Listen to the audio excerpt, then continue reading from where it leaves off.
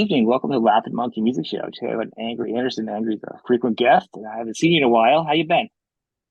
Hey, yeah, not too bad for an old bloke with no proper job. Oh, come on now. What is it? I do see you sometimes like doing stuff, and I don't want to make It's the just pun laying pipe. I actually see you, and there's one picture of you with some giant bloke next to you. I know you've done it for like some kind of comedy, and if people are gonna find it, I don't know if it's on your Instagram or your Facebook. It's somewhere. I don't remember where I saw it. It's the best picture ever. yeah. Could you Well, explain that? his name's Paul Larsen, and he's a Yeah. plumber, and I have done for many many years, 30 years or more. Well, more. I've done part-time labouring for him, which I still do. And the story behind it is that we met doing Thunderdome. Now, apart from Angelo, who was the dwarf that Paul played the character of Master Blaster, and Yep. Master Blaster is two people, and Master was Angelo, who was a dwarf, and he sat on Paul's Shoulder. shoulders, right? So Paul is uh, 6'8", and a big unit. Um, One of the problems that he's actually had in recent years, he's actually shrunk the best part of an inch because of the compression that big people feel because of gravity Oh, yeah. pushing down. So he's had a lot of problems with his. And as I said, well, I've been doing his labouring. We've been best mates since we made that movie together. And What a great fact. uh, I didn't even know that. That was him. I didn't yeah, even put yeah, it together. Your Master Blaster. yeah, I make that reference all yeah, the time for some reason. yeah. Well, pardon me. I mean, Angelo, God rest his soul, he's passed on. But Paul and I became like as brothers. We're very, very close. We actually only live like a couple of kilometres apart. I worked with him yesterday and the day before, and I'll work with him again on Friday. Most weeks I'll do at least one, maybe sometimes 3 or 4 days with him a week. And it's just that when he needs, as a plumber, there's accessibility, like he doesn't handle stairs very well. So we get him set up, and Hmm. then I do the running, like to another part of the job, to check pressures and Right. turn taps on. Yeah, so I'm his legs basically.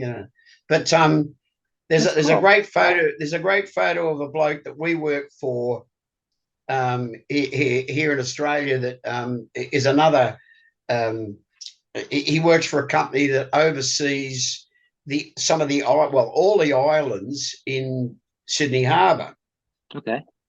and it's part of the Port Trust, or what they call them, the Harbour Trust, and they have jurisdiction over. Now, the main island is Cockatoo Island, and it was predominantly used during the First through the Second World War as a shipyard, shipbuilding, ship repairing. Hmm. So it's quite a large island. There's quite a lot to maintain. It's now a tourist. People go out there on the ferry and go, there's a tourist application, and it's a venue for specialist gigs where they have gigs during the summer out on the island, and they ferry people backwards and forwards. So there's a fair bit of maintenance. But yeah, Yeah. yeah. So this other boss, Sean, there's a photo of the three of us, and Paul, of course, is 6'8". Um, our boss Sean is about, I think he's 6 foot, but wide, but just a mammoth big You're human. right. And there's there's um, there's me, 5'2", between these two monster males, like monster men. So, yeah, it's a pretty funny photo, and we put it up online I love that here, picture. on Oh, so and Catherine said it got 3,000 viewings in within the next like 2 weeks, like oh, 10 days, 12 days. yeah. It's funny. It's. I never. It's hilarious. It's It's hilarious. hilarious. First off, the fact that I mean, size and height. We're all at a point in life where it doesn't really matter, and but it's the dynamics of it and the fact that you're one of the people, and there's a few people that I've known that in my life that when you know them in person, you're not as tall, but the truth is, you're so much larger in life. My wife's father, before he passed, was like that. I always forget that he was shorter than me because I remember him as Oh, being yeah. larger than me. Like I would Yeah. imagine knowing you to be like larger than me because of your personality, your energy, and I think like you know what I'm saying. So Mm. it's one of those things where it's kind of cool. So like but it always throws me out when I saw a picture because I always it feels like you're such a bigger person because you are. It's not about Mm. physical. Thank So you. the I people, remember one of my yeah, favorite stories was back in the early days, and the band was uh, newly in America, and a journalist who had become she was very into uh, music outside of the United States. So she knew a lot about English music, and if she first her passion started with the Beatles and the Rolling Stones, what they used to call the right. British invasion. Anyway, having said that, she realised that there was music outside. And of course, she was a rabid ACDC fan. And anyway, uh, she when she finally got to meet us, and she said, "Oh, so I've got all your albums." Well, up until then, it was 3 albums, and she said, "I've got hundreds of photographs of you, and blah blah blah." And she was a photographer, journalist, but she journalist who took beautiful, really good Yeah. photographs from New York. She was anyway. And I remember her saying to me, I thought you were like 6 foot tall. And I sort of, we were looking at photos, right, of the band. And I said, well, if I'm 6 foot tall, how tall are they? Because they're all Well, yeah. so much more. And she said, I never thought of it like that, and because Exactly. the point we're making is that it's perception. It's how you And perceive something. It's like you say, you think your father was taller, but he was larger, he was larger. obviously, He is in, larger in your than in your everybody. vision. Yeah, yeah, and He you it was are. the same. Well, gratefully, thank you. It's like my brother. I was so used to saying uh, of him, God rest his soul, and he was my younger brother, and I said, well, you know, he got the intellect. He was very, very smart, very clever. Like within his trade, and as an intellect to do with the mechanics of his trade. Right. He's an auto electrician. Anyway, and I got so used to saying, and he got he got the height. He's tall. And he was only maybe 2, maybe 3 inches taller than me. But in my vision, he was taller than me. Um, Yeah. and I always thought, like I'm not saying that I was envious, because I just accepted him, for who and what he was. I mean, but he was very academically smarter, but he was taller, and I always thought. And then when he passed,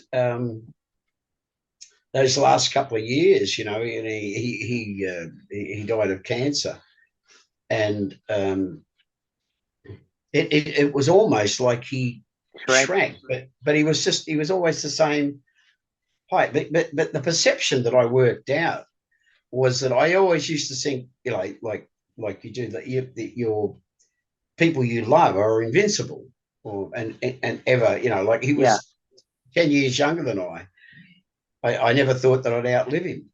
So I think once I realised that he was fallible, he was a human being who was inflicted by an insidious disease, and he was going to pass unless an accident befell me. He was going to pass before me, and Yeah. I'm the elder brother. I didn't get that, for a start. That's you were saying.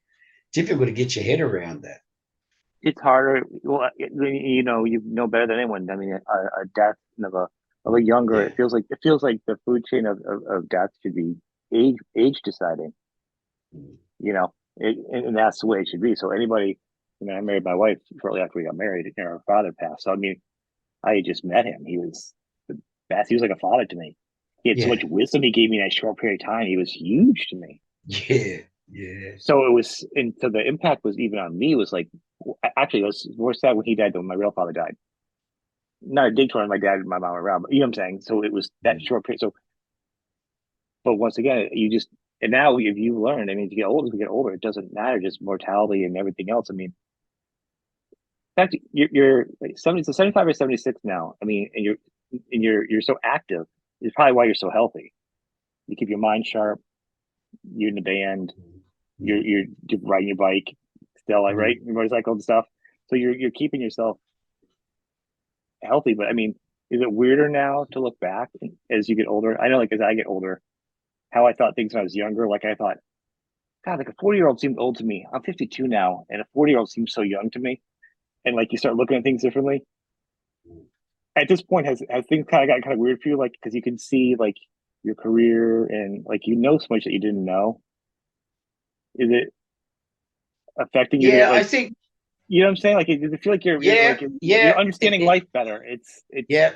not a bad thing. It's just not what I thought No, life it was. just it just is, and it's again, as you said, it's a life thing, and that's the important thing I think for me personally, and I think it is for all of us, is that once we accept that, we're in a better place. Oh yeah, I don't think we come to like everlasting or all consuming peace, but it's a peaceful place to be in the acceptance of. And I think one of the things that I am comfortable about now is that inevitability.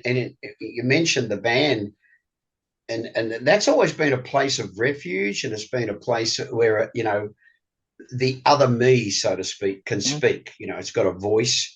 Um, 26, the band will be 50 years as a name of a band, and I have comfortably accepted that that's the cutoff point, right? Because 50 years is a great number to go out on.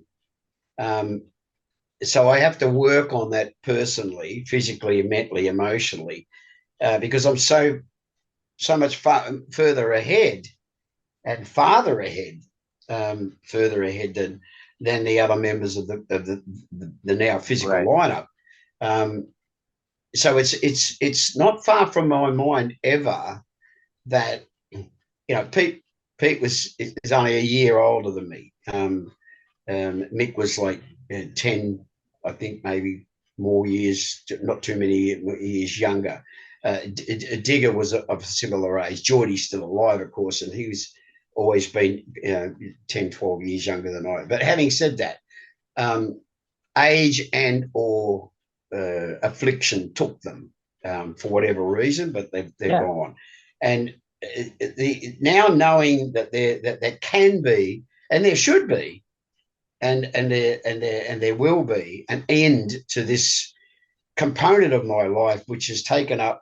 I've been in the band or associated with the band, being the singer of the band for longer than half the time I've been alive. So the biggest half of my life I've Yeah. been associated with Rose Tattoo. So now knowing that there is a because there's the principle of life is there's the beginning, there's a middle part, which is the large part, and then there's the finish. And both the birthing or the coming into being and the going out, they're two very obviously the two most vital components, but Yeah. they are the smallest components in time frame. Obviously the big part in the middle is the life that you live. But yeah, I'm really coming to terms, and not that I doubted that it wouldn't happen, but I have to honestly say that I haven't over the years dwelt on the fact that once I realised that life is, like I'm way past the halfway mark in my physical existence on the planet, right? So Could you I'm imagine if you weren't? You're like, oh, I'm gonna be 140. I cannot do this. Like, I I'm like, think I I think can't. I don't have that in I me. think there was a few occasions where I thought to myself, I can't do this forever. And of course you can't, but back in those days, it was maniacal existence. But now it's kind of like, well, I can't do this forever because, well, you can't. No one can. I mean, the only thing that lives forever is a memory. Do you think it's kept you younger? When they say, like, I know people that have retired, they're 20 years your junior, and then they seem within Yeah, 2 years, they check out. And I don't think you've been a part of Rose Tattoo's life. I think you've been Angry Anderson for 75 or 70, 76 years. yeah. I think Rose Tattoo's been a part of your life, extension of them to you. I think you've always been Interesting. you. Well, this is how I look Yeah. at it. That's just a part of you that's established through that. So you've always been Mm. you, and that's just a part of you. It's like an outfit. You know what I mean?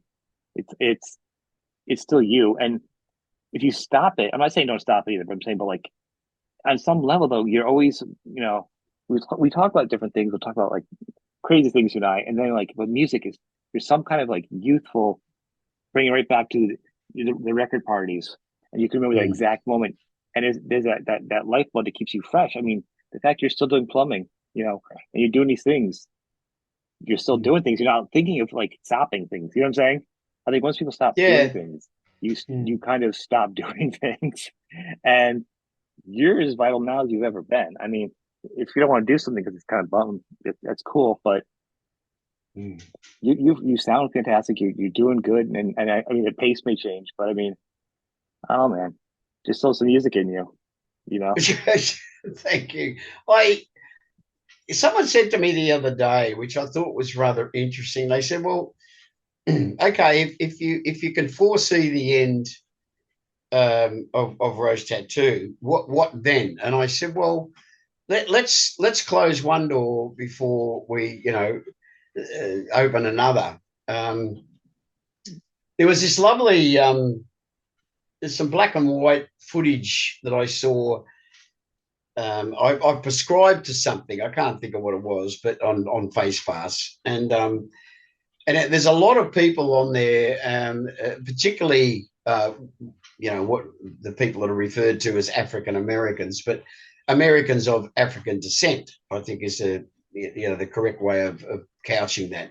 But there's this woman, and she said, it's true that a door closes, but in that room, there's a window open that lets fresh air in. And she said, so as you close that door, walk towards the wisdom window to see what there is to see out of the window. And I thought that's a beautiful way of articulating that very principle that one door closes and another door opens.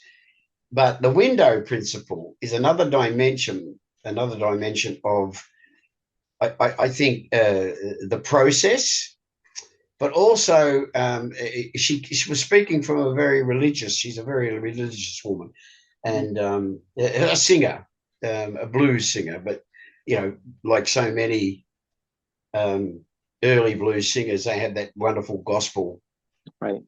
a Background. background. Yeah. Um, and she said, yeah, so you walk to the window to see what's ahead of you, what you can see out of the window. It had this wonderful view. And it sort of allowed me to sort of see the door closing, door opening principle in an expanded light or an expanded way. So, and it's very true. And I think, well, yes, life after Rose Tattoo, there's life after everything. Yeah. And loss is always growing. Loss is loss. I mean, you lament the loss of a person or a passing of an age or whatever it may be. But and I think part of the wisdom, if you like, or is the acceptance, of that. And we moved very quickly onto, well, what are you going to do musically? And I said, well, in the background, I've always had, and I've been able to do this with cover bands, is sing other songs.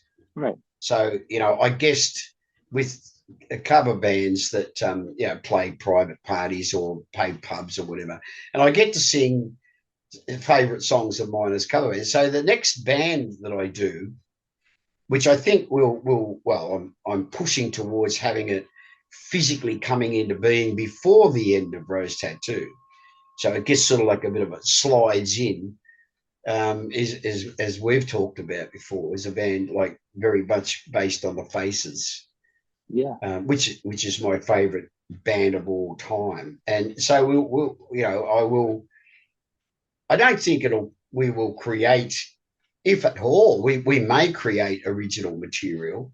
Certainly not something I would resist. It's something I would embrace, but it will be based on me being able to sing, Otis Redding songs and Percy Sledge and, the R&B that I grew up with and that so loved music. Oh, before I forget, I wanted to talk to you about this. Have you seen the Elvis Presley movie? I have, yes. Oh, I watched it on the plane over. Now, I've done this on maybe two or three occasions where, because we flew over with Delta and flew back. And so they had the same movies coming and going. And I remember doing it with Jack Reacher. I remember doing it with Bourne.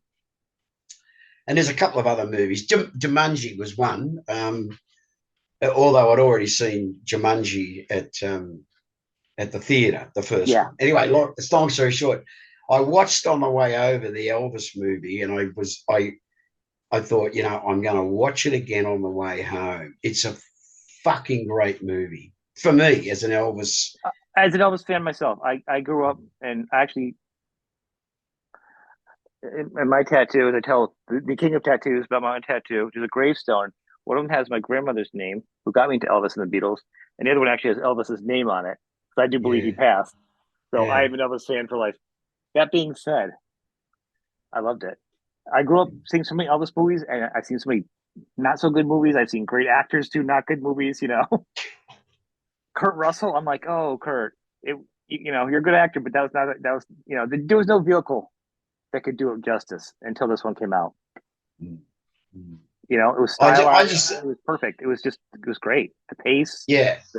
I just thought the way that they, particularly that early. I loved. Yeah.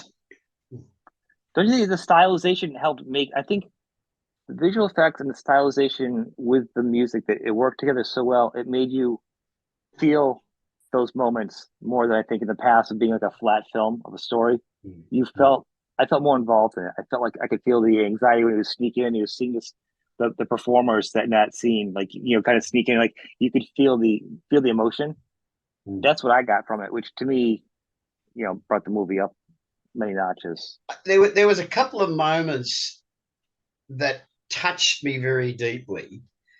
And Elvis as a child, when he was like aware of the music around him. And so you could see, and I thought it was really good storytelling. Yeah. I'm not a huge fan of Baz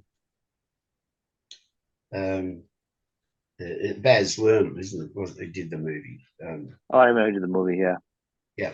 So, but anyway, having said that, I thought there was a couple of moments and particularly when he was talking to his mother, and his father, and the way it was very quickly established how different they were, and of course you realised a bit later how they did individually have, as mothers and fathers will and do, have direct or indirect effects on the child's growth, mental development, whatever, emotional development. And I thought there was a beautiful moment where he's he goes into he hears the singing, he hears the music, and he goes into the church, and there's all these brown people of African descent, and singing gospel, and you the acting was such, but also the direction was such that I felt caught up in that. I felt like as he turned around and as he looked around at these taller people clapping and singing, it was almost like you could physically feel something. And it was a mysterious sort of chemical alchemy, really change that all of the he felt that, and it was in his face as an actor. And I thought, like, because a very, very young bloke, obviously, who acted the part. And this transformation, and I likened it in my own head to, it was like when people must receive Christianity, they say, I received the Holy Ghost, and it was kind of that's what was happening to the young Elvis Aaron Presley, and he was baptized at that moment, not physically but spiritually. And he came out of there like with this new mission and this new strength and this new purpose. And he carried that through all this music right to his last performances. He still sat and or sang, gospel. Yeah. And I think some of the sadness that I felt, and I remember, I'm glad it was late at night and the lights were off and everyone was asleep, because I had a bit of a sook and a sob. But in those last couple of performances, even though he was still totally committed to being the best he could be for his audience, I think there was a sadness in it. He knew not only that somehow there was going back to how this conversation started, about the end of something.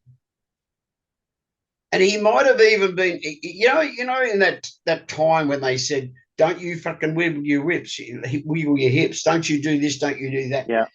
And his fans were saying, we want the old Elvis back. Right. We want the hip swiveler. We want the fucking, the crotch pounding, we want the sex. Because they loved the voice. They loved what he, yeah, nothing but a hound dog. See, we all relate. We all relate to that. We all relate to that, right? We all do. I mean, that's just primal. It is. It's totally.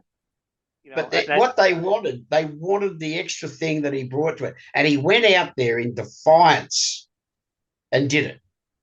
And in the end, like, transpose ourselves all that time forward in his life to Las Vegas. He did that at the end. He was still that defiant, rebel rock and roller, even though he'd gone through this. A lot of people, myself included, I lost interest in all those movies and Las Vegas. I mean, that's a great song, but like Roustabout and I didn't even watch most of those movies because it was just like, nah. The Elvis that I fell in love with and had loved right through to right from the beginning to the end, and I saw it in that last few performances that are there online to see. Yeah. When he does sit on that podium in the leather suit and he says, you know what, we're just going to play some songs, and there was that last, in the movie, there was that, like, they were to be his last Las Vegas performances, the last performances of his life. And there still was that, nah, fuck it, I'm going to sing this song, like there still was that. So even though he'd been sort of, I suppose, trapped, imprisoned, if you like, not wanting to sound overly dramatically romantic about the whole thing. No, I think it definitely was emotionally trapped, because I think he started out in gospel. Like my grandmother, I had a lot of Elvis gospel growing up too, not besides the rock and roll. And that's who he was. And gospel tied him to his mama. And there was nothing more. He was a mama's boy. He loved his mom, and his mom created and shaped him. And once his mom left his life, that's, I think, with the beginning of the vacancy happened because he was experimenting and dancing and the hips, and he was growing. It was part of a thing. And I think then his mom left, and then also it became him. It wasn't him doing the hips because it felt good. He became that's when he started evolving, I think, to a parody of himself. And I think that's all the challenge. I think towards the end when he was just going back doing what he wanted to do. You know what I mean? I think he just kind of felt it, how life is changing Yeah. on him. He would just do the gospel. He was kind of he would do the hips and stuff for fun, I think, at the end, because I think he was kind of getting himself back again. But I think those middle years towards the end, he lost himself because his mom, you know? Yeah, well, the thing was, yeah, I agree. I think that the hip thing, I mean, that was him trying to imitate what he saw in Right. church. Was the singing and the clapping and the way hands waving and people being emotional, and that the music did that. The community of singing together and dancing together. In congregation, that magic word, in congregation, and exhibiting or manifesting this wonderful spiritual experience. And that his early gyrating, that was him experiencing that. Yeah. It's like when people run down at these gospel meetings these days, and I think possibly to a great degree it's not so much orchestrated, but they run down and they throw themselves on the floor and they roll around and do all that sort of stuff. And I'm not too sure whether that's authentic or not. But having said that, Yeah. with I don't Elvis, know myself either. I yeah, with wouldn't have Elvis, that either. yeah, no, really. With Elvis, he didn't need to do that at the end, and it's because he progressed and he became. It wasn't like you tamed the beast. It's just that the beast didn't, it's like a lion. The lion protects the pride. I mean, it'll fight every young lion in the business. It'll fight animals that threaten the cubs, blah, blah, blah. So will the lioness, obviously. But let's not leave daddy out of the picture. And so I think, as the lions grow older, they leave that protection of the herd or the cubs and the pride to the younger, whatever. So it's a transition of time. And I think that's one of the wonderful things. I like I said, I'm glad I was late at night on the plane because I put my hands in my head in my hands and just wept. I just thought, fucking Well, A. it had the perfect arc because I mean his story was actually it's in storytelling. It's so perfect because it has the drama, the center, the core, the arc, and I think hips and everything was honest to him. And I think he got pushed into doing the hips like later on because it became like a parody of himself, and he just didn't do it because he was making him do something he did naturally on his own. He owned it again at the end, and he was who he wanted to be again. He was taking himself, he was reclaiming himself from the movies and all that garbage. He got lost in those middle years, but I think at the end, before he passed, he was reclaiming who he was again, and that's why he'd sit down and play songs. He'd laugh, like we did a song. He goes, "I just ripped my pants." In one of the songs, he does that where he leans down and he splits his pants or something, and it's like a live performance. He laughs. You can hear in the recording talk about splitting his pants, and he's laughing and telling jokes. He's owning it. He's coming to terms with himself. Yeah. And that's the arc of the whole thing of his life. Yeah. And the storytelling, when you can get that much emotion, you can show the relationship between the mom and the dad in a few minutes. There's some really good cinematography and storytelling to do it that quickly. Yeah. And it was done very well in that Yes. movie. I thought so too. Yeah. Like I said, I'm not a fan of his other films, but what else did he do? I don't even know. I don't remember who it was. I'm pretty sure it was Baz Luhrmann. I'll have to look it up and see what else he's done. Yeah. I've gotten bad about movies lately. I think I'll see big movies or I'll see the Beatles. I saw the Beatles thing. That was good. It was a couple of years ago. I haven't really seen it much lately. Yeah, no, me neither. And I think it's one of the things that I've always been an avid movie goer, like to the theatre because I love the grandiose of it all. Yep. And there's some films I think that need to be seen in that Yes. format because they are such big movies. Like I mean, you can't imagine go and seeing. Well, I couldn't imagine seeing Lawrence of Arabia on a small screen. It's kind of like, nah. It's not as magical. Well, I Yeah. saw Avatar. I'm like, I don't even care about the story, but you have to see it on a big screen. Or you saw any James Bond movie, actually. It's got to be on a big Yeah. screen. Yeah. You Mission know, Impossible. Mission Impossible. Thank you. You have to see a lot of stuff. I do see big Yeah. movie stuff, and I also think as you get older, I think everything gets sadder as you get older. I was watching something the other night, and at the end of the movie, I was like, it's like some stupid movie on TV about it's like Tom Hanks movie. And at the end, I was like, oh my god, I'm not crying, you're Yeah. crying. Yeah. It's hot. I'm sweating. There's someone cutting my hair. I'm Yeah. like, Is what's it hot going in on? here? Is it hot in here? Am I crying over Yeah. Tom Hanks getting rescued from the Somali pirates? What's going on here? Yeah, I'm like, what has happened to me? Yeah. Yeah, Yeah. it's but it is good storytelling. When you can be affected that way and take yourself out of life. But Yeah.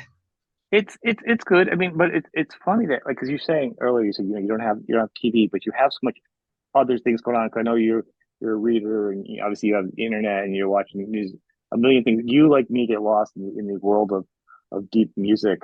YouTube dives, and next thing you know, you listen to you know to voice singing and just that and all these groups like that. So I mean, there's so much out there to listen to and to learn from Oh still. yeah. Yeah. And I know, and I think, and I do think, and to your early point about some of the arcs of life. I mean, you also have your own, you know, Elvis arc in your own life. Where you've kind of come from the rougher stories in the early on. You know, the family man, the father.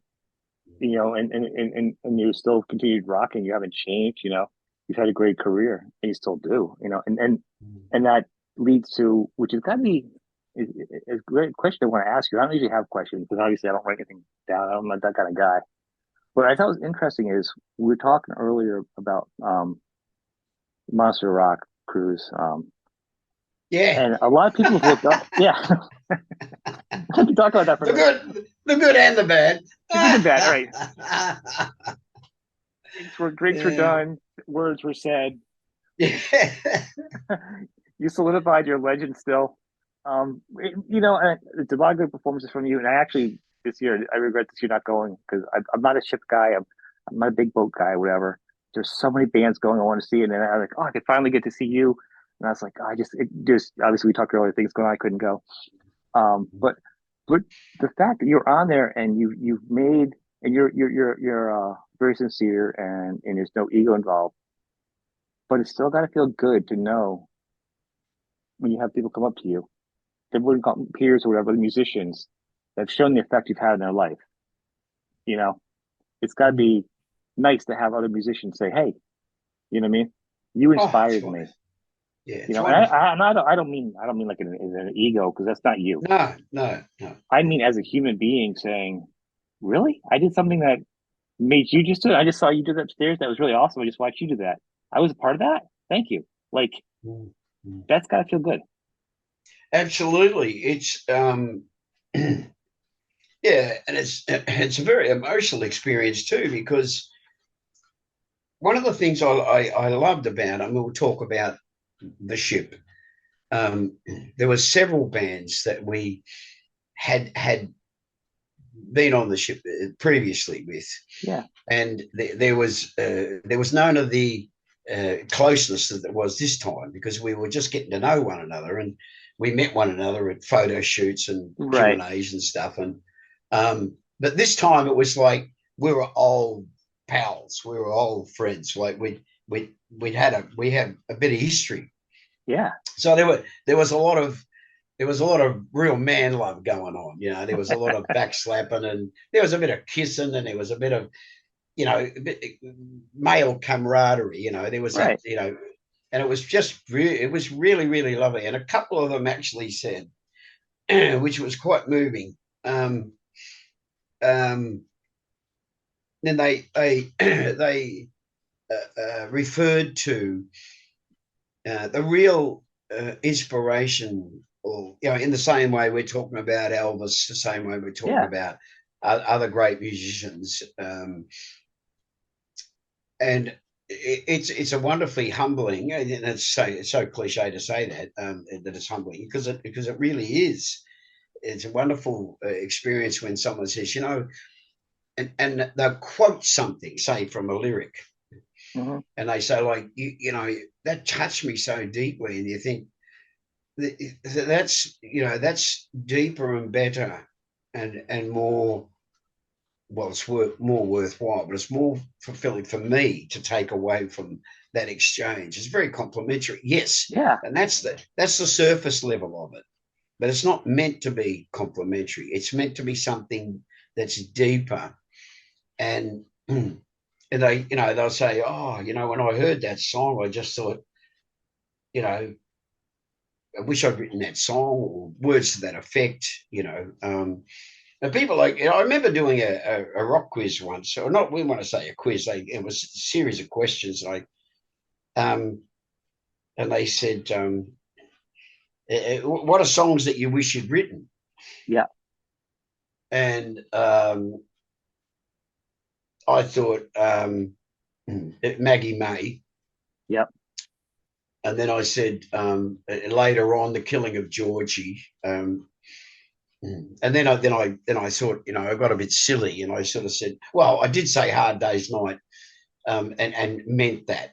But then I thought, you know, I'll throw him a curve, and I said, well, walk, you know, Walking on the Moon. And I was never a big Police fan, but Right. I love good pop. You know, I love good, Yeah. purposeful, written but constructed. You know, like the thing about the Police was that they're so clever. Yes. Yeah, as a band, as an ensemble, and the drummer was just fabulous. You know, I mean, I think, you know, a lot of people, you know, thought that possibly, you know, Sting turned out to be a real asswipe, but I think he went through a stage there where he was just, we had difficulty understanding him. I do. I think he was also serious. He was very takes himself as a very serious musician, and he'll still say to this day, like he He's like very good though. he's very good. No, I'm saying I think as a band, I think with the band he'll be like every band should get back together and do that reunion. I think he said recently, and he said, but that was it that one time. And the nucleus of the band is, but he's still very seriously. He has his musicians and he has his band that has its parts. And I think all the success and everything else, he did kind of come off pretty bad. And I think we all young at a young age go through success at different points, you know. Mm. But I think what was so great about that band is, I mean, Stewart, the drummer, was like a jazz drummer. I Yeah, mean, Bill Ward in Black Sabbath was a jazz drummer. So when you have different style like jazz drummers in a rock and roll band, and then you throw some yeah, pop, then you throw some pop sensibilities, and then and then Andy on guitar is just a different kind of guitar player. So you put those guys together, and none of them are really pop musicians, sort of. But I mean, Sting is sort of, but you know what I'm saying? You put it together, yeah, the pop yeah. songs were just not really regular pop songs. They were like jazz musicians writing Beatles songs or something. Like it was just like Mm. a little different, and I Mm. think that's why it was special. You I mean, know? but wildly successful as we Yeah. say pop songs, popular pop. Um, And not the same as today's pop songs either. I gotta say, I feel like an old man. So get off my lawn because it's not the same. some It's of the not the same. greatest, some of the greatest songs ever written turned out to be pop songs. Yeah, Sweet Caroline, da da da da. Everyone sings the yeah, fucking brass line. I mean, like yeah. they're just, you know. I mean, any number of the Beatles songs, you know, and even and I don't know that they would even shrink away from this, but the hits that made the Stones, I mean, they were still pop songs, Oh but yeah. just with that bit more edgy and A a little bit, you jangle to know. it. Yeah. Yeah. Well, look at you too. I mean, the classic. I mean, I, I don't think it's right to say it's, you know, pop by numbers, but I mean, they're very formulated, very clever. Hmm. Um, I mean, emotionally, that doesn't do anything for me. But I've watched footage, Well, you you know, can, yeah, where there's, you can respect music and not get it. I'm gonna tell you something. yeah, absolutely, yeah, You came up in yeah, a conversation recently because I was talk about pop music and this is a softer pop, but I was talking to I've actually talked to both the guys from Air Supply recently, and talking to Graham Russell about, and he had met you before a few times. You guys had talked a few times, Oh, we had, yeah. and I love the There's idea of you two. First of all, I love the idea of you guys being together because you guys musically are almost like the polar opposites, absolutely. Yeah. but personality-wise, totally not. Well, So, when I first met them, and it was many many years ago, I was doing right, television, and whenever they came back out here, they would come and perform on the midday show, which is got my the midday show was where I got my start as a, as a so-called youth reporter. And I basically I said, oh, fucking, I came in that day. It wasn't my day, but I came in to watch them perform. And they said, what are you doing here? And I said, well, I came in to see you guys. I said, I've always loved your songs. And they went, what? those are some good songs. People look at me like, "What do you Oh, do? This isn't rock and roll." I'm like, "Those are good songs." but they're great. See, this beautifully constructed, crafted pop. It's Yeah, just beautiful music, And like, we got talking about, the format and stuff. And, yeah. anyway, I actually years later ended up going out for a couple of years with Russell's cousin. It just Oh, happened to really? be, yeah, it's just one of those things that happen. But that's not why. It's just happened that way. I And know.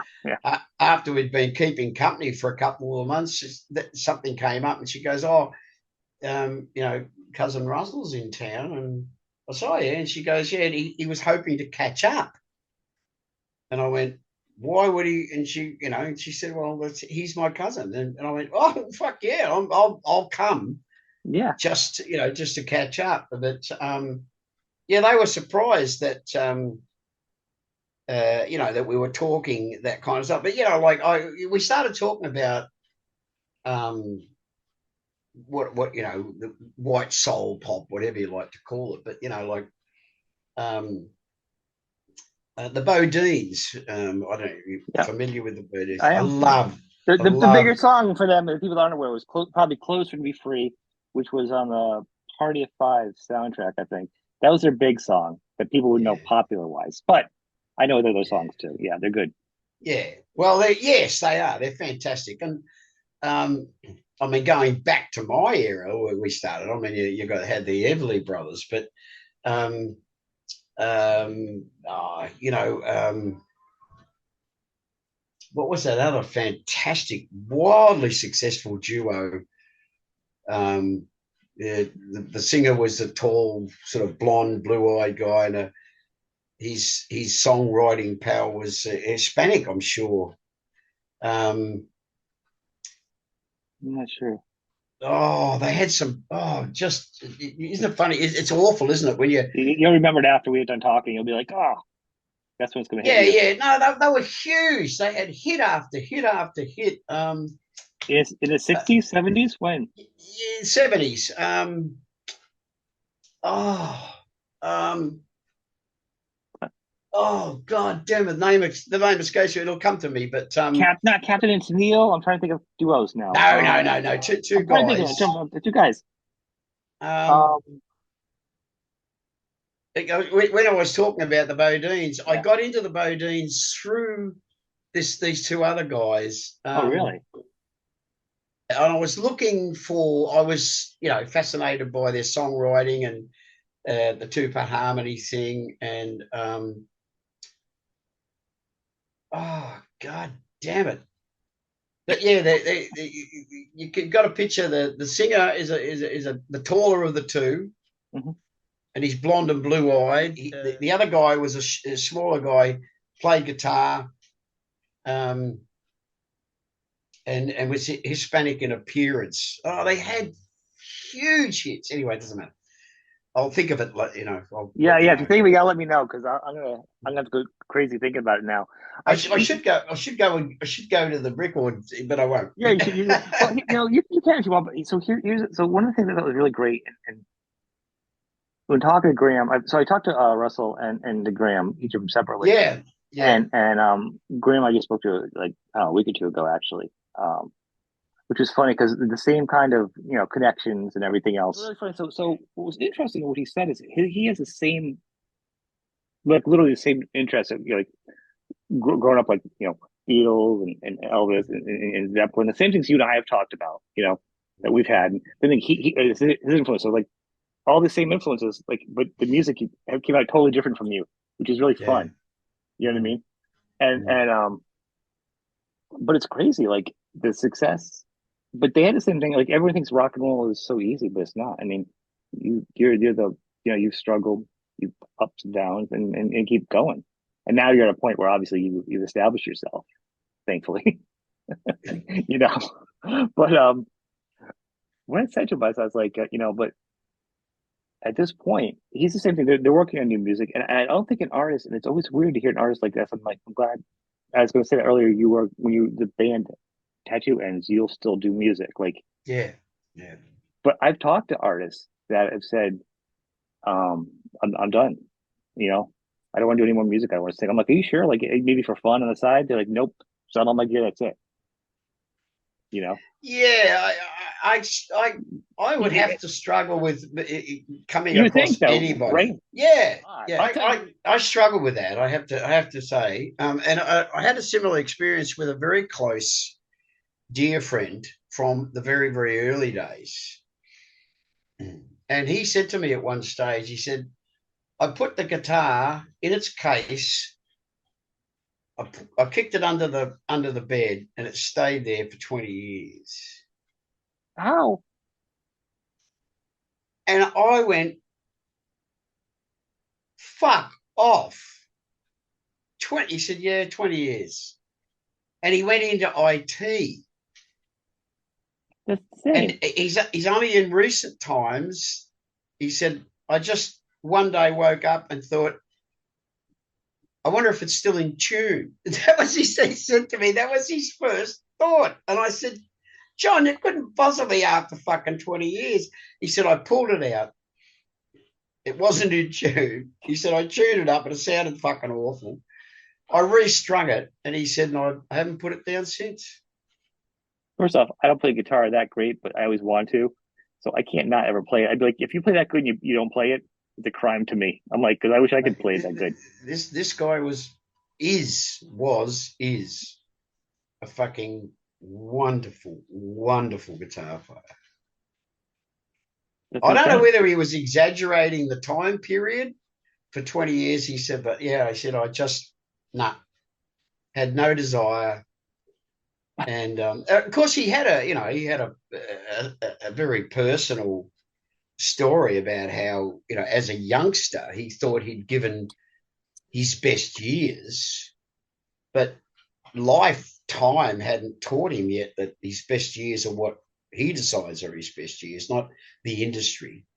But he said to me, he said, like we gave it our best back in those days. He said, and it just wasn't good enough. And I said, but by whose estimation? Like Right. just because we didn't achieve, dizzying, success and millions of dollars and freaking, all arrive at a gig in a separate car, all that kind of shit they go on with, or some people go on with. But yeah, I said, mate, I think he's an extraordinary guitar player because I think he's truly gifted.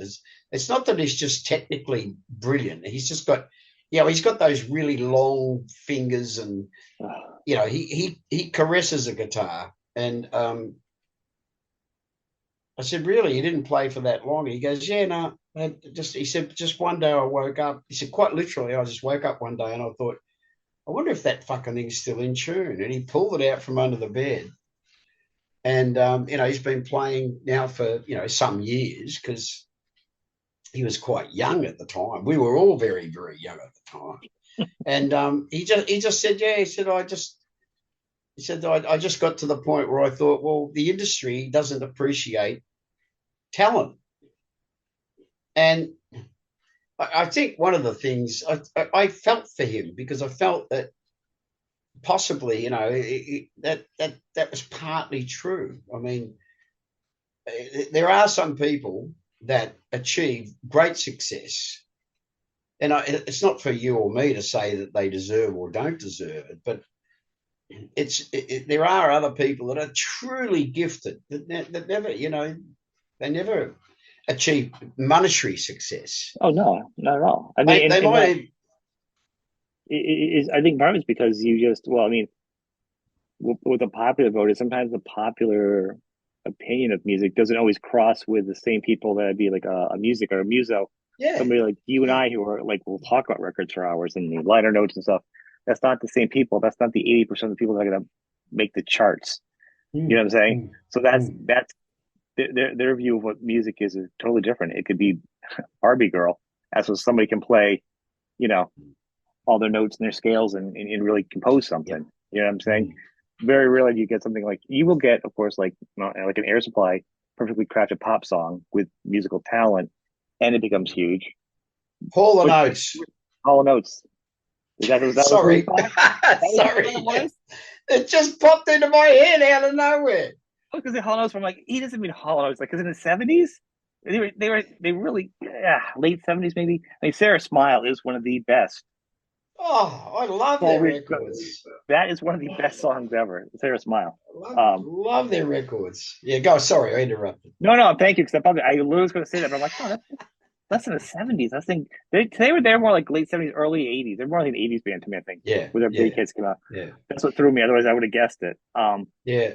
But I think that's what it is. I think that's why no one's ever. But then if you look at it, I mean, at this time point in the 80s, like even Rose Tattoo had some different sounds, the album with Suddenly You're Calling, that was much more of a pop album. I love that album, actually. This weekend. Yeah, but that was never meant to be a Rose Tattoo album. Exactly. But I'm saying because of the industry, there's always a reason why something had a different sound, because all musicians were trying to chase what that sound and justify their success. Well, I must be successful. I mean, be a good musician because I'm successful. Well, it's not really what it was. I mean, you're a good musician because you're a good musician. And if you're successful, sometimes that's just dumb luck or somebody making Record Machine, And I do think it's a good album, whether it's Rose Tattoo or not. I think it's. Thank you, brother. Thank you for that, because I think it's a collection of songs. I was talking to Andy Shishon only just. Andy left Australia because he played bass and co-wrote a lot of those songs, as he did Suddenly. I mean, he was the co-writer on Suddenly, and obviously because he was the co-writer. He and I were a partnership. He now plays bass with Billy Joel, and did play with Shania Twain for years. Between the two, but he moved to New York to pursue songwriting predominantly, and this is many years ago. In the wake of Suddenly, and the interest in the song, and has gone on to be a very, very successful career-wise, not so much in the songwriting, but in his field of expertise, which is playing bass. Yeah, but when I first signed to the backstory to that album, when I first signed to, I moved away from Elvis. The Elvis relationship, the deal was over. We went our separate ways after. Let me tell you about, and I think we must finish on this. I want to tell you about Southern Stars, which was the last, which is a different lineup, as you know. So I signed a Mushroom, and they said, "Well, what do you want to do musically?" And I said, "Well, the band I've always wanted to do is like based on the Faces, and I want to do a band like that, guitar and heavy on the keyboards." And I was throwing things around like we talked about.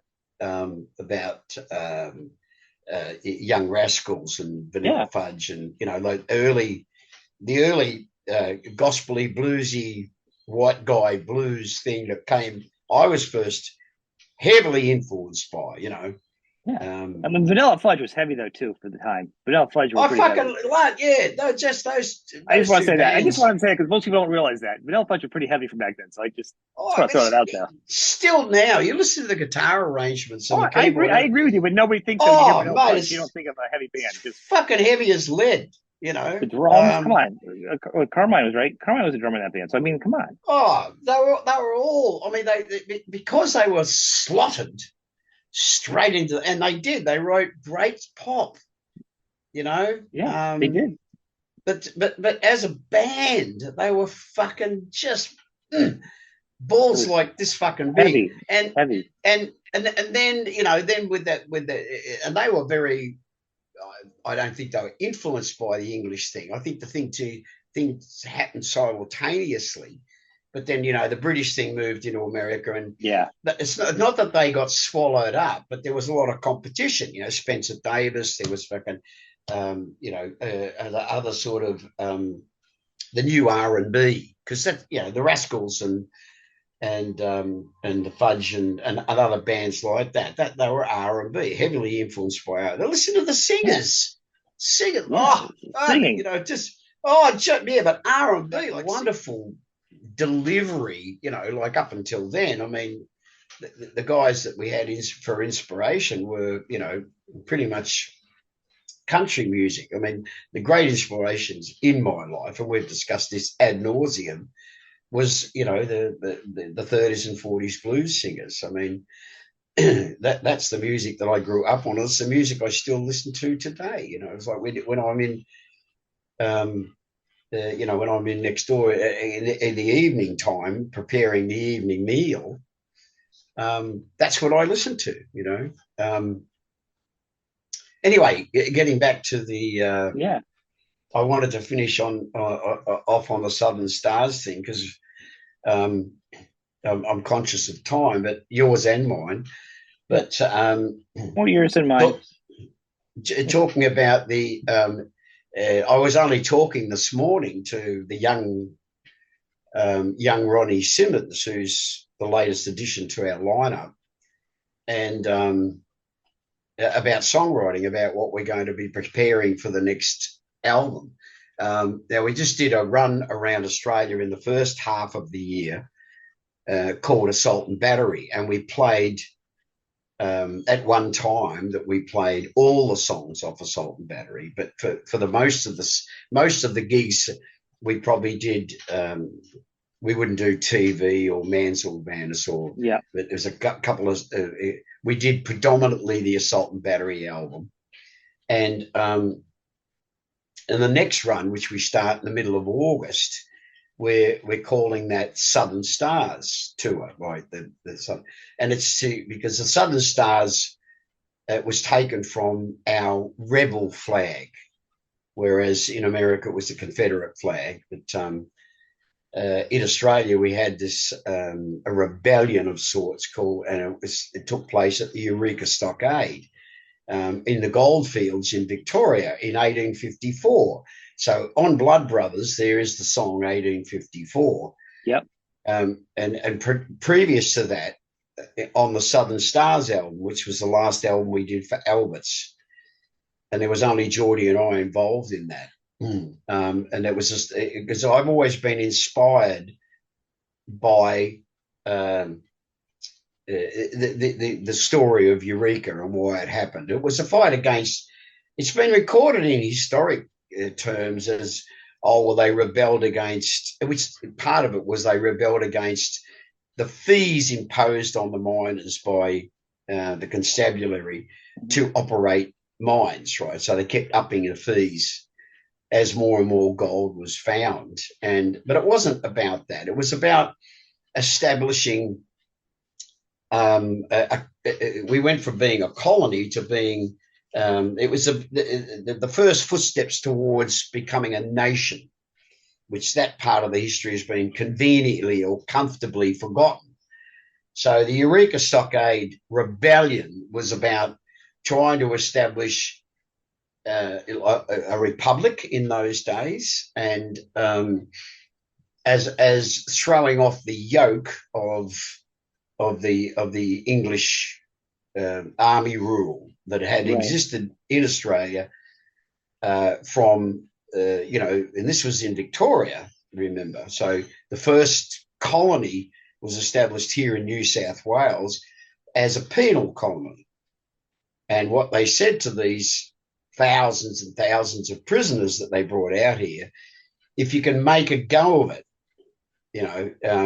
you'll be granted eventually freedoms and freedom itself from incarceration, and you can, work the land and become, decent citizens, blah, blah, blah. So in Victoria, it was never established as a penal colony. It was always a colony.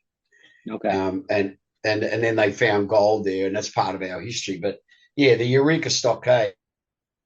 So I think the oath that they took, the rebel flag, is what we now call is our version, if you like, of the Stars and Bars, the Confederate flag. Yeah, and it's a instead of it being diametrically opposed, it's a cross, and the flag is a pale blue background to suggest the sky, because it's a different blue in the southern hemisphere as it is in the northern hemisphere.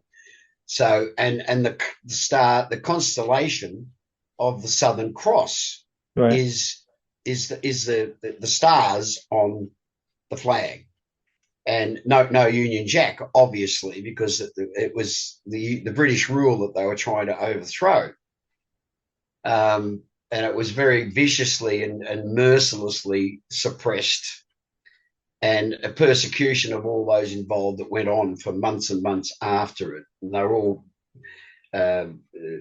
shot or bayoneted or hung. So it's in that spirit of the Southern Stars that I want to do this next tour, and we'll play that album. And if it's in not in entirety, almost, I don't think there's more than one or two songs that we might not play, but because it's my going back to, coming full cycle as we started out on. It's my way of making, the band's never been political, not in the same way as like Midnight Oil or, a couple of bands that achieved success here in Australia that were basically young Aboriginal men, playing music from their personal experiences, so political in a sense, right? But it's not a political statement in so much as that we're beating a political drum, but it's a statement about the loss that we've all suffered globally through this phony pandemic thing, where they've eroded our freedoms. And a Eureka Stockade was about, in the oath, that this is getting back to it, they took an oath underneath the flag, and they said, they swore an oath, and the oath of Eureka says that we truly will stand by one another and fight for our liberties, for liberties and freedoms.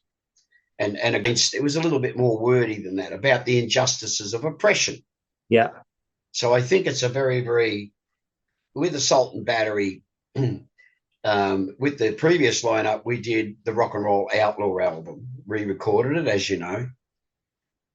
With the last tour, we did Assault and Battery.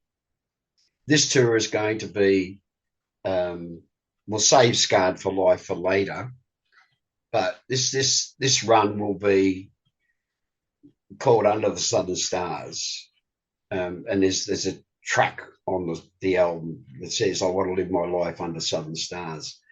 It's my way of defending, if you like, those rights and freedoms that those men and women died for at Eureka. It's just something for you to do, a little history lesson that you might want to invite. I'm actually interested. I'm actually going to dig it up and learn more about it. I'm actually a fan of history. Next one, music books or history books. Those are the two things I do, and some science. Yeah. Well, yeah, indeed. And I think, whenever I do public speaking, and I've always said this, and interviews. Academically at school, I was an absolute dud, and I remember my English teacher saying to me in those last few days of school, he said, like, school hasn't actually ever academically been able to teach you much, Gary. He said, but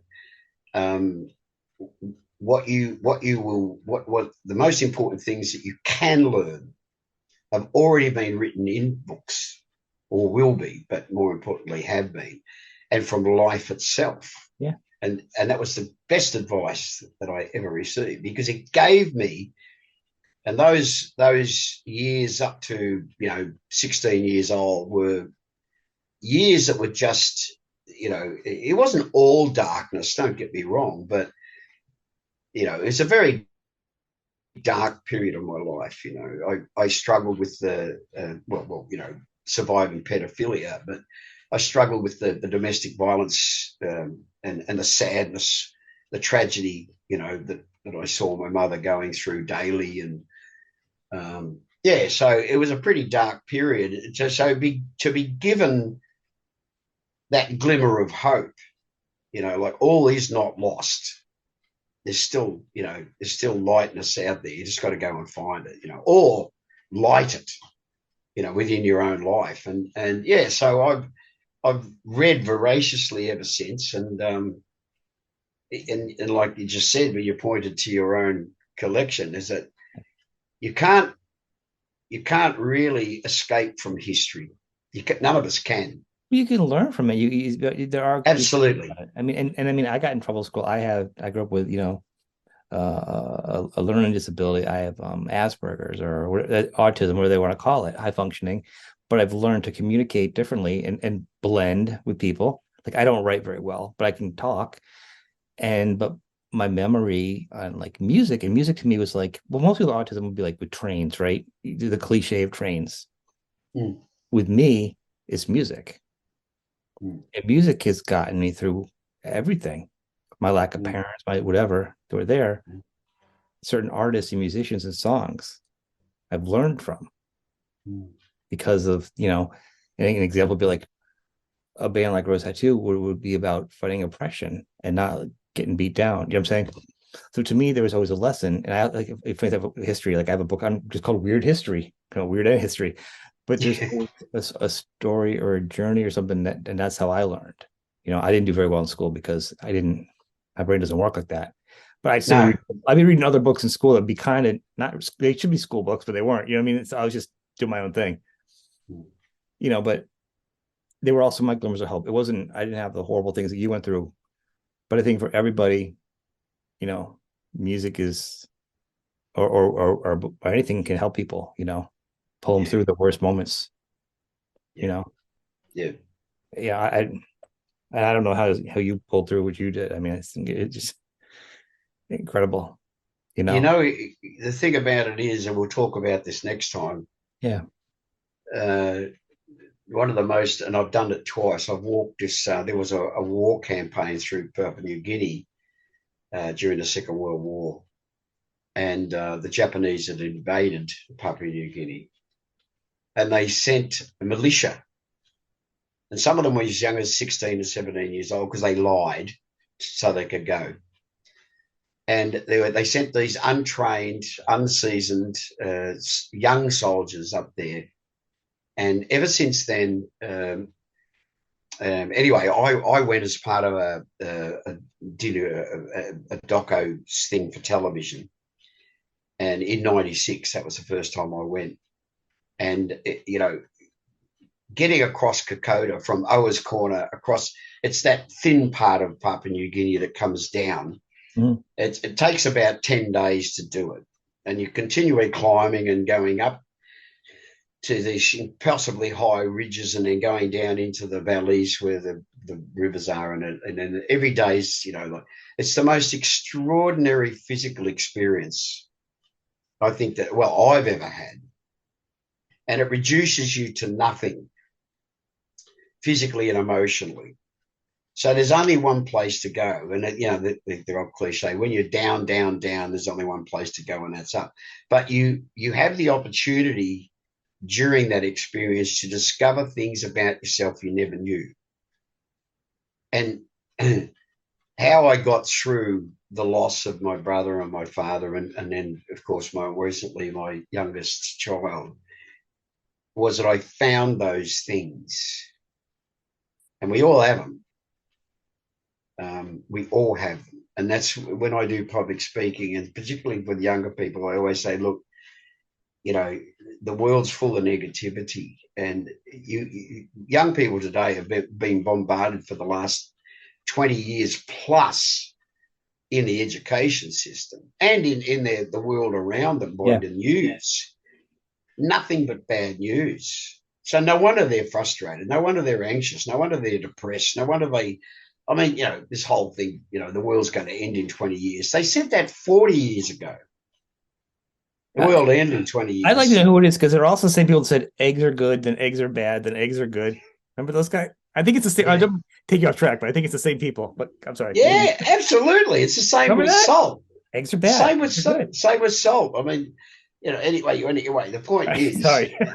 if you only feed a growing organism negativity, right, that's what they turn into. And the reason that, you know, it's a simplistic reason, that the reason that so many young people are so depressed about the future, the reason that they're so passionate about this farce of climate change, they call it now, but it used to be called global warming, but they're going back to global warming because they're not getting anywhere quickly enough. But the thing about it is that we're not warming at all. Anyway, that's another story for another day. But the thing about it is that you know, there's great strength in all of us, Sean, and it's called upon from time to time with the cruel necessity of life. I mean, okay, life can give you the greatest ups, if you know, and that's part of the deal. But it also, to teach you, it will hurt you. Not purposefully, not vindictively, but just because that's the way it is, and that's the way it's got to be. Because, you know, and I've said this ever since I wrote the songs Scarred for Life, which we'll get into at another time. When you know, going back to the ship, I had two different players out of two different bands say to me, "Scarred for Life changed my life." Because I understood what you were talking about. And I said, well, okay, I'm grateful for that, humbled by that, but grateful. Because they heard what they said. Oh, we heard this great sound, this great music, this great songs. But they heard the words. They understood what that writer, me, was writing about those experiences, you know. And yeah, so we'll leave it at that. And the thing about it is, that's it. Great trial and tribulation brings out the best in people. And that's why someone said to me a while ago, only a few days ago, very young person said, who works with my son, my eldest son, who, you know, so I've only got one child living with me now, and his mate, and we were talking about these social issues, you know, this, and I said, you know, we haven't seen it yet, but we will.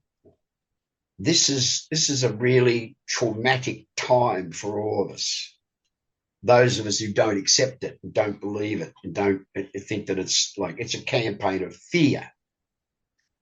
I said, it'll bring out the strengths in people, because you back people up against the wall and they go, you know what, I'm not, fuck off, I'm not taking any more. And that's when they get up and they fight back. You either fight or you crumble. I mean, and I think bingo. Bingo. My example, you know, my stepbrother, half brother, he just passed away recently, past year. He had he was younger than a year too younger than me. He had cancer, and we both grew up in the same household, and parents were not the best. We'll just say that, all right.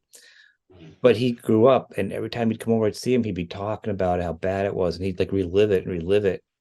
I didn't relive it.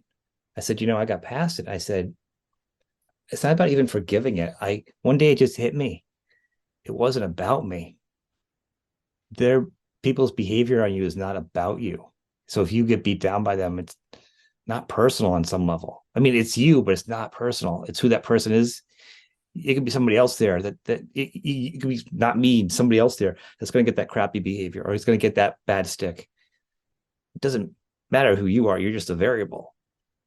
You're not a bad person. You know what I'm saying? So it's like, you weren't being beat up for you. You were just in the wrong spot. And this doesn't make it acceptable. You can still be frustrated, disappointed, but it's not the same way of the world. Like someone's telling you you're a failure.